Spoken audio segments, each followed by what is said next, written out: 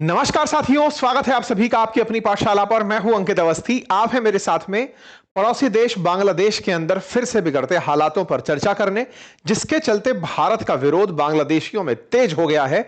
भारत भी गुस्से में वीजा एंट्री बैन कर दिया है। आज के सेशन में जिक्र करेंगे एक अज्ञात व्यक्ति पर उठे उस सवाल की जिसके चलते बांग्लादेश में टिट फॉर टैट जैसा हो गया। बांग्लादेशियों को जो अपेक्षा नहीं थी कुछ वैसा हुआ। अपना एक नेता गोली का शिकार हो गया। आज के सेशन में समझेंगे इन तस्वीरों को कि इतनी बड़ी पॉलिटिकल रैली, इतनी बड़ी तादाद में संख्या भारत के जो हाई कमिश्नर ऑफिस है उसके बाहर ढाका में क्यों एकत्रित हुई। पुलिस को बैरिकेडिंग लगाकर इस विरोध कर रही पुलिस जनता को क्यों रोकना पड़ा। पुलिस को भारतीय हाई कमीशन ऑफिस के बाहर आकर के इस भीड़ को रोककर भारतीय हाई कमीशन पर हो रहे विरोध को रोकना पड़ा। आइए चर्चा करते हैं, बताते हैं कि इतनी बड़ी संख्या में भारत के खिलाफ बांग्लादेश में प्रदर्शन क्यों हो रहे हैं, जिसके चलते भारत को अपना वीजा सेंटर ढाका के अंदर बंद करना पड़ा। इतना ही नहीं, भारत ने बांग्लादेश के जो एनवॉय हैं, भारत के अंदर जो नियुक्त हैं, जो इनके एम्बेसडर हैं, उनको बुलाकर के, हाई कमिश्नर को बुला करके समन किया। ढाका के एनवॉय को समन किया और समन करके उनसे अपनी स्थिति के बारे में क्लियर स्थिति जानी कि बताइए आप लोग अल्टीमेटली बांग्लादेश में ये सब होने क्यों दे रहे हैं। बुधवार को बांग्लादेश के हाई कमिश्नर को, जिनका नाम है रियाज हमीदुल्लाह, उनको समन किया गया और उन्हें तलब किया गया। आप तस्वीरों में देख सकते हैं कि बांग्लादेश का हाई कमिश्नर भारत के अंदर बुलाया गया और बुला करके उनको बताया गया कि आपके देश में हमारे खिलाफ इस तरह का प्रोटेस्ट नहीं होना चाहिए। हमारे हाई कमिश्नर के खिलाफ आपके देश में जो प्रदर्शन हो रहे हैं उनकी सिक्योरिटी ब्रीच अगर होती है तो हम क्या क्या एक्शंस ले सकते हैं, भारत की प्रतिक्रियाएं क्या हो सकती हैं। अपडेट दिया जाता है कि भाई ये नहीं होना चाहिए, कुछ उस टाइप की हरकत यहां पर हुई। जैसा कि आप सभी जानते हैं कि शेख हसीना जब से निकली हैं, तब से शेख हसीना जब से भारत आई हैं, तब से बांग्लादेश में उनके ऊपर तमाम प्रकार के चार्जेस, उनको डेथ सेंटेंस जैसी चीजें सुनाई जा रही हैं। हमने अपने सेशंस में आपको बताया है कि किस तरह से बांग्लादेश एक एक करके शेख हसीना के ऊपर आरोप की संख्या बढ़ाता जा रहा है, उनके ऊपर अपने यहां पर बैठी ट्रिब्यूनल्स के थ्रू, कोर्ट्स के थ्रू सजाएं सुनाता चला जा रहा है। भारत से डिमांड कर रहा है कि हम शेख हसीना को उन्हें दे दें और वो उसके ऊपर अपनी तरफ से कार्रवाई कर सकें। लेकिन भारत ने शेख हसीना को अपने यहां पर शरण दी हुई है। ये सारी जानकारी आप सभी को ज्ञात है। जैसा कि आप सभी जानते हैं कि यहां के जो चीफ एडवाइजर हैं मोहम्मद यूनुस, इन चीफ एडवाइजर ने अपनी प्रॉक्सी सरकार चला रखी है। जब से शेख हसीना भारत आई हैं अगस्त पिछले साल से, तब से लेकर के ये अपनी सरकार को अभी तक बरकरार रख के चल रहे हैं और ये कहते हुए लोगों को दिलासा दे चल रहे हैं कि मैं इलेक्शन करवाऊंगा, तब तक इलेक्शन ना हो जाए तब तक सरकार का मुखिया मैं ही हूं। इलेक्शन करवाने के लिए पहले बांग्लादेश में स्थिति सामान्य होनी चाहिए। इस स्थिति को सामान्य करते करते अभी 11 दिसंबर के दिन इलेक्शन का अनाउंसमेंट होता है कि हां बांग्लादेश में इलेक्शन करवाए जाएंगे। जैसे ही बांग्लादेश में इलेक्शंस का अनाउंसमेंट होता है, क्योंकि शेख हसीना पर आरोप ही यह था कि उनके कार्यकाल में जितने भी इलेक्शन हुए वो सारे रिग्ड हुए थे, उनमें रिगिंग हुई थी, यानी कि उन इलेक्शंस को भटकाया गया था। अर्थात उन इलेक्शंस में जबरन मतदान करके शेख हसीना के पक्ष में मतदान करवा के उन्हें जिताया गया था। इसीलिए इनका कहना है कि अब मैं बांग्लादेश में ऐसे इलेक्शन करवाऊंगा जिन इलेक्शंस से पूरी तरह माल प्रैक्टिसेस हट जाएंगी। किसी भी प्रकार से इलेक्शन को कोई हाईजैक नहीं कर पाएगा, सही व्यक्ति जीत कर आएगा। ऐसे इलेक्शन करवाने के लिए इन्होंने 11 दिसंबर को तारीख चुनी कि भाई अब इलेक्शन कराने की मैं घोषणा कर देता हूं। जैसा कि आप सभी जानते हैं कि जब ये सत्ता में आ रहे थे, या फिर ये कहिए कि इनको जिस तरह से बिठाया गया उसके पीछे छात्र आंदोलन जिम्मेदार था। छात्र आंदोलन के कुछ नेता थे, उन नेताओं को आपने बहुत सी जगहों पर देखा होगा। उनमें से एक नेता ये थे, इन नेता का नाम था शरीफ उस्मान हदी। ये जो शरीफ उस्मान हदी हैं, ये छात्रों द्वारा बनाए गए इंकलाब मंच के स्पोक पर्सन थे और प्रोमिनेंट एक्टिविस्ट थे। ये जो आंदोलन हुआ था जिसके चलते बांग्लादेश की सत्ता परिवर्तन हुआ था, बांग्लादेश के अंदर जो छात्र आंदोलन हुआ था, उस छात्र आंदोलन के ये बड़े फेस थे। नाम था इनका शरीफ उस्मान हदी। शरीफ उस्मान हदी जिस दिन इलेक्शन का अनाउंसमेंट हुआ उससे अगले दिन चुनाव प्रचार करने के लिए उतरे, क्योंकि इस बार ये छात्र भी इलेक्शन में उतर करके अपनी उम्मीदवारी जाहिर कर रहे हैं। ये छात्र जब इलेक्शन के प्रचार के लिए उतरे, उसी समय पर हदी का असैसिनेशन अटेम्प्ट हो जाता है। 11 दिसंबर का इलेक्शन अनाउंसमेंट, 12 दिसंबर को हदी चुनाव प्रचार में और 12 दिसंबर को असैसिनेशन के प्रयास हो जाते हैं, अर्थात उन पर शूटर्स आकर गोली चला देते हैं। शूटर्स के द्वारा, 2 शूटर हैं और उनके द्वारा गोली चला दी जाती है। गोली चलाने पर वो फिलहाल गंभीर रूप से घायल हैं और उन्हें तत्काल इलाज के लिए बांग्लादेश से बाहर सिंगापुर ले जाया जाता है। इस बात से आप समझ सकते हैं कि बांग्लादेश में ये कितना प्रोमिनेंट फेस है कि इन्हें बचाने के लिए इंटरनेशनल तरीके से एयर एम्बुलेंस के थ्रू सिंगापुर ले जाया जाता है कि और इनको पूरी तरह से सुरक्षित करने के प्रयास किए जाते हैं। इसी बीच में जो चीफ एडवाइजर हैं मोहम्मद यूनुस, ये हदी के परिवारजनों से मुलाकात करते हैं और उन्हें आश्वस्त करते हैं कि जो भी जिम्मेदार हैं उन्हें सजा दी जाएगी और साथ में हदी को बचाने के पूरे प्रयास किए जाएंगे। हदी इस तरफ हॉस्पिटलाइज होते हैं, दूसरी तरफ हदी के समर्थन में वही सारे छात्र फिर से सड़कों पर उतर आते हैं। उनका मानना है कि जो गोली मारने वाले लोग थे ये असल में शेख हसीना समर्थक थे और इन्होंने भाग करके भारत में शरण ले ली है। इनडायरेक्टली कहा जाए तो जब शेख हसीना खुद भारत में शरण ली हुई हैं तो एक तरीके से शेख हसीना के समर्थन में किसी अज्ञात ने, या कहिए भारत के समर्थन में किसी अज्ञात ने उस्मान हदी को गोली मार दी। अब हदी को गोली मारने के पीछे का एक और कारण निकलता है और वो है इनके द्वारा डाला गया सोशल मीडिया पोस्ट। फेसबुक पर ये कुछ इस प्रकार की पोस्ट डालने के लिए जाने जा रहे थे जिसमें ये पूरे की पूरे जो हमारे 7 राज्य हैं, पूर्वोत्तर राज्य जिन्हें 7 सिस्टर्स के नाम से जाना जाता है, उन्हें तो बांग्लादेश का हिस्सा दिखाते हुए दिख रहे थे, इंक्लूडिंग पश्चिम बंगाल, बिहार का भी कुछ हिस्सा, कि ये बांग्लादेश बन जाएगा। और दूसरी तरफ से जो पाकिस्तान वाला क्षेत्र है उसमें जम्मू कश्मीर का एरिया, राजस्थान का एक बड़ा एरिया, पंजाब का एरिया, इसको दिखाते हुए पाकिस्तान को दिखा रहे थे। अर्थात ये बार बार इस तरह की पोस्ट कर रहे थे। इनका जो अब ऑब्जेक्टिव हो रखा था, ये बांग्लादेश में रहते हुए बांग्लादेश के विकास की बात नहीं कर रहे थे, बांग्लादेश में रहते हुए भारत से कैसे राइवलरी की जा सकती है या पूरी जनता को भारत के खिलाफ कैसे उकसाया जा सकता है, भारत के खिलाफ कैसे माहौल बनाया जा सकता है, उस तरह के प्रयास इनके द्वारा सोशल मीडिया पर किए जा रहे थे। ऐसे में जब इनके द्वारा इलेक्शन कैंपेन किया जा रहा हो और उस समय पर इन्हें गोली लग जाए तो निश्चित ही ये भारत के ही किसी पक्षधर व्यक्ति ने किया होगा, ऐसा प्रथम दृश्यता आरोप निकल कर आता है। यह आरोप को बल मिलता है जब किसी कतर बेस्ड जर्नलिस्ट ने, जो इंडिपेंडेंटली जर्नलिज्म कर रहा था, उसने इन्वेस्टिगेटिंग तरीके से बताया कि जिन्होंने गोली मारी वो मार करके गोली तुरंत भारत के आसाम राज्य में जाकर शरण ले लिए।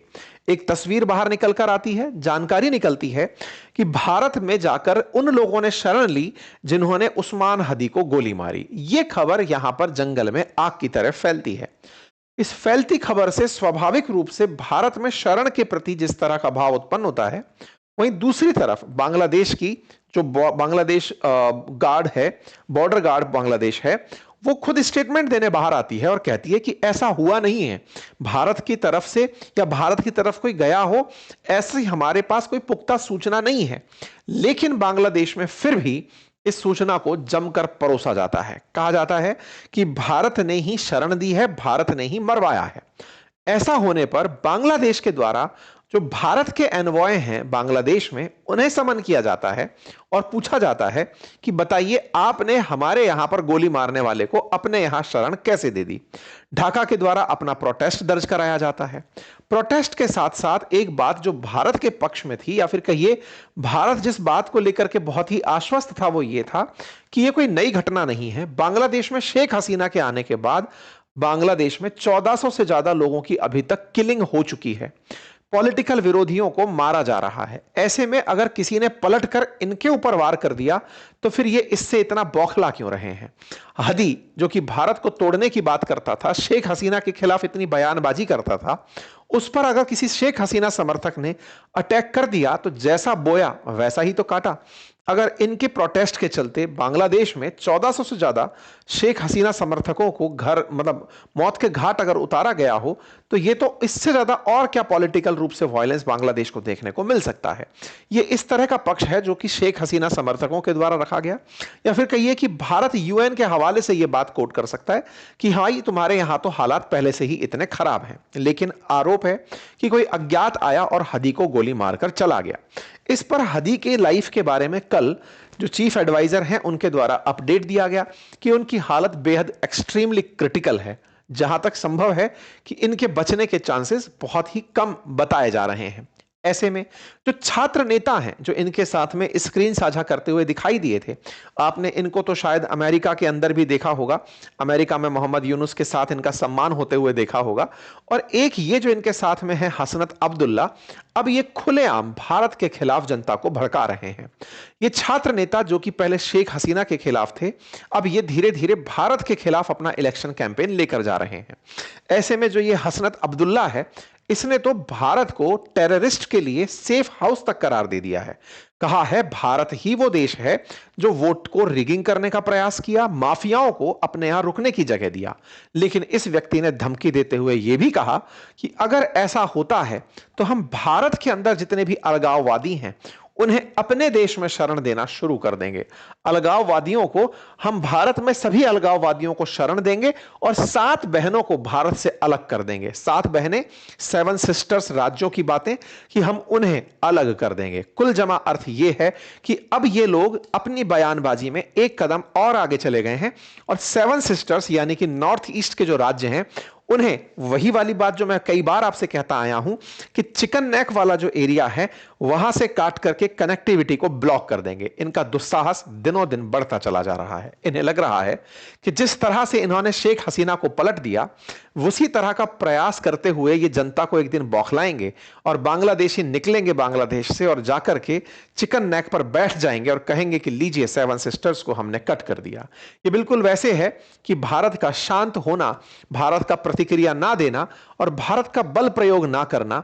कई बार कहते हैं कि जब कुत्ता बहुत तेज भौंक रहा हो तो उसे पलटकर दपट देना भी ठीक ही रहता है, अदरवाइज उसमें यह विश्वास आने लगता है कि मेरे भौंकने से हाथी चला गया था, हाथी को सूंड मारकर इसे बंगाल की खाड़ी में गिरा देने का समय आ गया है। बट एनीवे, इनके इन बयान से निश्चित ही आसाम के मुख्यमंत्री का रिप्लाई भी निकल कर आया।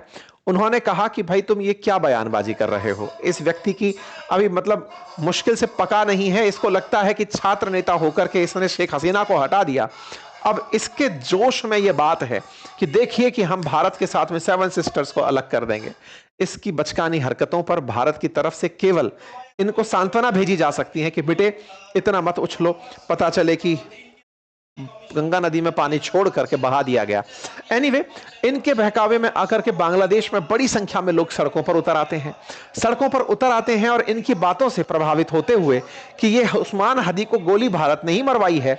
ऐसे में ये लोग निकल करके ढाका में जो भारत का हाई कमीशन है उसके बाहर प्रोटेस्ट करने चले आते हैं और कहते हैं कि भारत, हमारे देश के अंदर इस प्रकार की घटनाओं को आप बंद करो। असल में क्या हो गया है कि बांग्लादेश के अंदर अब लोकल मुद्दा जैसा कुछ रह नहीं गया है।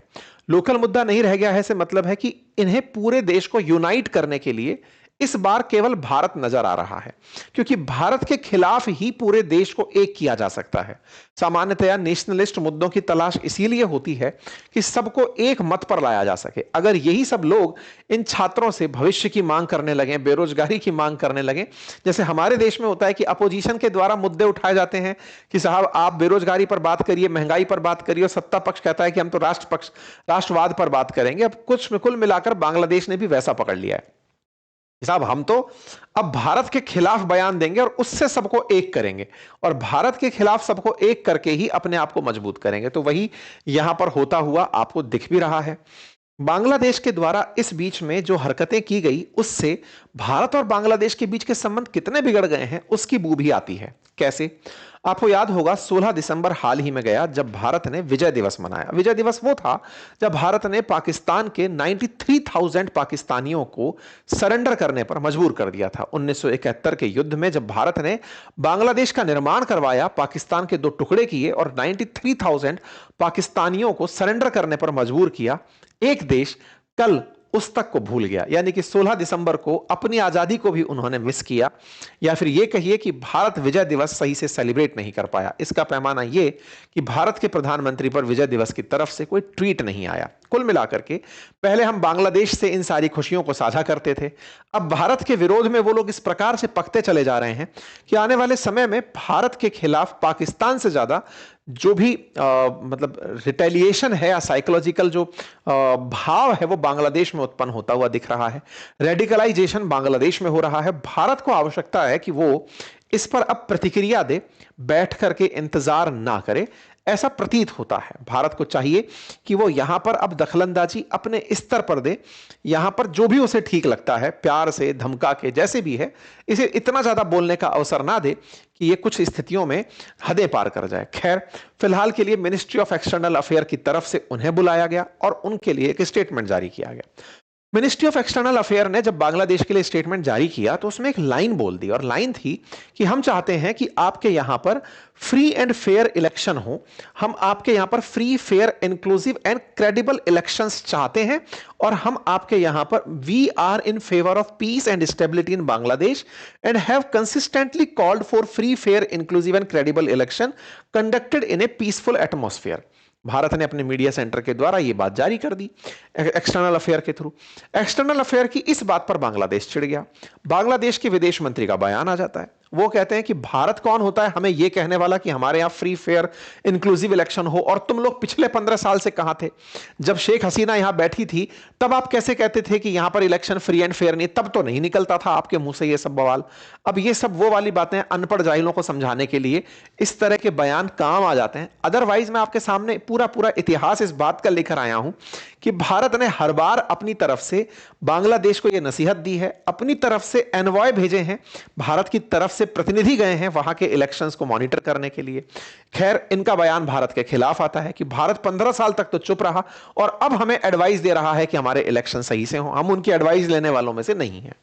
क्यों नहीं है साहब? क्योंकि शेख हसीना 15 साल तक सरकार में थी और यह माना जाता है कि वो भारत के कारण ही थी। तो इस बात पर शेख हसीना का बयान आता है कि सुनो, तुम्हें इतना ही न्याय करना है ना, तो मुझे ले चलो हेग में, जो इंटरनेशनल कोर्ट है, वहां पर मैं अपना मामला रखूंगी। तुम्हारे यहां पर जब न्यायपालिका को तुमने अपना बंदी बना लिया है, तुम मेरे ऊपर न्याय का फैसला कैसे कर सकते हो? और यह बात शेख हसीना के बेटे ने भी कही कि सही मायने में भारत के लिए थ्रेट बन चुका है अब यूनुस। ऐसे में इस मामले को ले जाया जाना चाहिए। चूंकि बांग्लादेश में इलेक्शन है और शेख हसीना की पार्टी को ये लड़ने ही नहीं देंगे चुनाव, ऐसे में बांग्लादेश ने अपने यहां पर फॉरेन एनवॉयज को इनवाइट किया है। यह इनविटेशन बांग्लादेश में शेख हसीना के काल में भी रहा है। जब चुनाव किसी भी देश में होता है, जैसे हमारे देश में भी जब चुनाव होते हैं, तो हम विदेशों से एनवॉयज बुलाते हैं, लोगों को बुलाते हैं कि आइए और देखिए और समझिए कि चुनाव कैसे होते हैं, और उन्हें अपने नजरिए से बताइए कि ये फ्री एंड फेयर इलेक्शन है। भारत हर बार इन इलेक्शंस में अपने प्रतिनिधि भेजता रहा है। देखिए, 2024 में 3 इलेक्शन कमीशन का जो मेंबर है वो भारत की तरफ से ढाका गया था। ऐसे ही अगर आप और पीछे चलेंगे, 5 जनवरी की खबर देख सकते हैं, 100 विदेशी ऑब्जर्वर बांग्लादेश में आए थे, और उनमें से जो अमेरिका की तरफ से ऑब्जर्वर आए थे शेख हसीना के टाइम पर, उन्होंने बांग्लादेश में हो रहे इलेक्शन को फ्री एंड फेयर बताया था। बांग्लादेश के जनरल इलेक्शन को अमेरिकियों ने फ्री एंड फेयर बताया, और 2 दिन बाद ही उन्होंने इन इलेक्शंस को रिग्ड इलेक्शन करार दिया। देखिए, US observer call election free and fair 7 जनवरी 2024, और यूएस से Bangladesh elections were not free and fair 9 जनवरी 2024। मतलब कि 2 दिन में ही अमेरिका ने जब पलटी मारी थी, उस दिन यह तय हो गया था कि सेंट मार्टिन आइलैंड के चलते बांग्लादेश में शेख हसीना अमेरिका को पसंद नहीं आई है। वहां से तय हुआ था कि यह हटाई जाएंगी। खैर, भारत ने इनके यहां पर जो देखा, या फिर आप और हमने जो देखा, अमेरिका की ना खुशी यहां पर सत्ता परिवर्तन का कारण बनी, और इन लोगों को लगता है कि इन्होंने शेख हसीना से देश को आजाद करा लिया। खैर, जो भी है, फिलहाल के लिए आप 2018 का भी एक और सीन देख लीजिए, जब भारत ने 3 ऑब्जर्वर ढाका में भेजे थे ऑब्जर्व करने के लिए कि जाइए और देखिए चुनाव कैसे हो रहे हैं। अब चूंकि बांग्लादेश में चुनाव होने हैं, नामांकन 29 दिसंबर को होना है, नाम वापसी 20 जनवरी को होनी है, और चुनाव चिन्ह के बाद में जो प्रचार है वो 10 फरवरी तक होना है।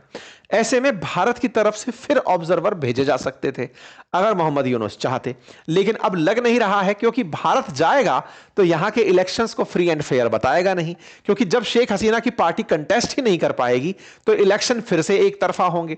आप मेन पार्टी को इलेक्शन ही नहीं लड़ने देंगे तो उसको फ्री एंड फेयर कैसे बोलेंगे? ऐसे में मोहम्मद यूनुस यूरोप के और देशों से तो बुला रहे हैं ऑब्जर्वर्स को, भारत से ऑब्जर्वर ना आए, इसलिए ये उस बात पर प्रतिक्रिया दे दिए, क्योंकि ईयू ने तो अपनी तरफ से से 200 ऑब्जर्वर भेज दिए हैं, लेकिन भारत से ये लोग लड़ाई झगड़ा करना चाहते हैं ताकि इनके पोल्स में भारत ऑब्जर्वर बनकर ना जाए और दुनिया को ये ना बताए कि देखो कैसे ये लोग एक तरफा वोटिंग करके मतदान को प्रभावित कर रहे हैं। खैर, कुल जमा अर्थ ये है कि भारत बांग्लादेश के बीच में काफी कुछ बिगड़ चुका है। भारत की प्रतिक्रियाएं साफ हैं और हेमंत विश्व शर्मा पहले भी बोल चुके हैं और अभी भी बोल रहे हैं। भारत को यह समझना होगा कि आने वाले समय में हमें बांग्लादेश को हैंडल कैसे करना है। अगर इस तरह का हमने शुरुआत में ही इस बीमारी का इलाज नहीं किया तो यहां पर बहुत सारे ऐसे ब्रेन वॉश्ड युवा तैयार हो जाएंगे जो भारत के लिए बहुत बड़ी अशांति का सबब बनेंगे। आवश्यकता है भारत को, जैसे ये अमेरिका वाले एडवाइजरी जारी करते हैं, हमें आवश्यकता है कि हम अपने स्तर पर बांग्लादेश के अंदर ये बात बहुत स्ट्रिक्ट लहजे में समझाएं कि अगर आप हमारे खिलाफ इस तरह की बयानबाजी करते हैं तो भारत बैठ करके सहेगा नहीं। देखिए, भारत जो इस छवि के साथ जीता आया कि हम किसी पर हमला नहीं करते हैं, इस वजह से बहुत से देशों ने इस प्रकार का अंदर से विश्वास पैदा कर लिया है कि हम भारत के खिलाफ कुछ भी बोलें ये सहते रहेंगे। वहीं इजराइल के खिलाफ कोई सोच भी रहा है, चाहे वो गाजा में बैठकर सोच रहा है या ईरान में बैठकर सोच रहा है, सोच भी रहा है तो मार देता है कि साहब ये तो हमारे खिलाफ नारा लगाए थे, ये कहे थे इजराइल मुर्दाबाद, हम गोली चला दिए। इजराइल के खिलाफ सोचने पर भी वो एक्शन ले लेता है और दुनिया कुछ नहीं करती है। भारत को आवश्यकता है, भारत को इस तरह की बयानबाजियों पर सख्ती से कार्रवाई करते हुए उनके मन में यह भय बिठा दिया जाए कि इस प्रकार की बातें बोलना भी, कि भारत के 7 सिस्टर्स के खिलाफ एक राजनेता खड़ा होकर बयान दे रहा है, भारत को प्रतिक्रिया स्वरूप कार्रवाई कर देनी चाहिए और कार्रवाई करके विश्व समुदाय को एटलीस्ट ये बताना चाहिए कि भाई अब हम सुनने वाली स्थिति में नहीं रहे, ये वाकई में हमें अपना सोचने का तरीका बदलना चाहिए। ऐसा अब प्रतीत होने लगा है। बाकी आप लोगों को क्या लगता है, आप अपनी राय जरूर कमेंट बॉक्स में दें। और हां, एक छोटी सी गुजारिश आप सबसे, आप में से अधिकांश लोग पूरा सेशन जब भी सुन चुके होते हैं, आप सब्सक्राइब करना मिस कर जाते हैं। चैनल को सब्सक्राइब करने का कोई चार्ज नहीं होता, समय भी बहुत नॉमिनल सा लगता है, बस एक बटन दबाना है सब्सक्राइब का, आप उसे दबाएं, क्योंकि आपका सब्सक्राइब करना हमारा मोटिवेशन बनता है। हमें यह रहता है कि इतने सारे जो हमारे परिवारजन हैं ये हमारे साथ हैं, आपका विश्वास बने, हमारे साथ जुड़े, इसके लिए सब्सक्राइब हमारी बड़ी ताकत बनता है। फिलहाल के लिए इतना ही। हमारे एप्लीकेशन पर हमारे कोर्सेज हैं, हमारी बुक्स हैं, आप उन्हें ले सकते हैं। एप्लीकेशन अपनी पाठशाला का लिंक कमेंट बॉक्स में है।